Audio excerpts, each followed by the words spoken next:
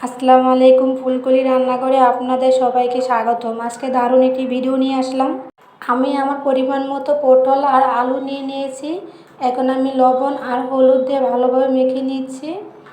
দেখো আমার মেখে নেওয়া হয়ে গেছে। এখন আমি চুলায় একটি প্যান বসিয়ে দিলাম, তারপর তেল দিয়ে দিলাম। এখন এক এক করে সবগুলো পটল আর আলু দিয়ে দিলাম।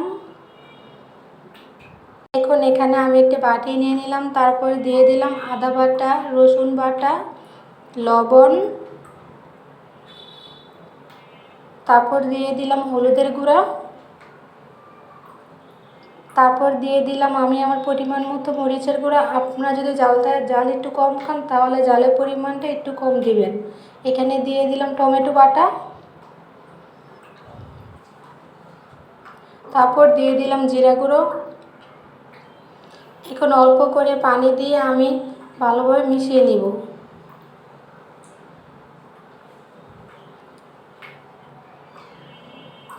আমার মিশানো হয়ে গেছে।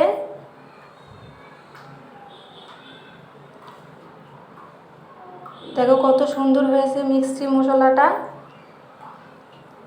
এখন এদিকে দেখছি আমার পটল আর আলু ভাজা হয়ে গেছে। দেখো কীরকম করে আমি ভেজে নিয়েছি, হালকা লাল করে। তারপর ওই তেলের ভিতরে আমি দিয়ে দিলাম পরিমাণ মতো পেঁয়াজ কুচি। পেঁয়াজ কুচিটাকে হালকা লাল করে ভেজে নিতে হবে। দেখো হালকা লাল করে ভেজে নেওয়া হয়ে গেছে। এখন আমি দিয়ে দিলাম 2 টুকরো দারচিনি আর একটা তেজপাতা।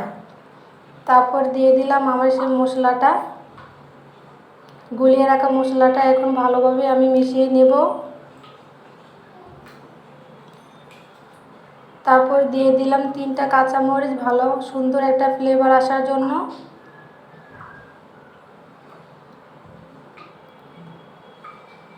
দেখো মশলাটা কত সুন্দর কষানো হয়ে গেছে, ওপরে তেল বেশি এসেছে।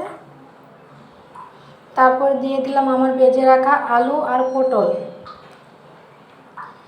এইগুলোকে সুন্দর মতো কষিয়ে নিতে হবে। দেখো আমার কষানো হয়ে গেছে। এখন আমি পরিমাণ মতো জল দিয়ে দিলাম।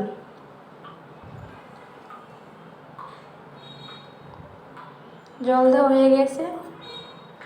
দেখো আমার রান্নাটা কেমন রান্না হয়ে গেছে। দেখো রান্নার কালারটা কত সুন্দর হয়েছে না। আজকের মতো এখানে বিদায় নিচ্ছি। আল্লাহ হাফেজ।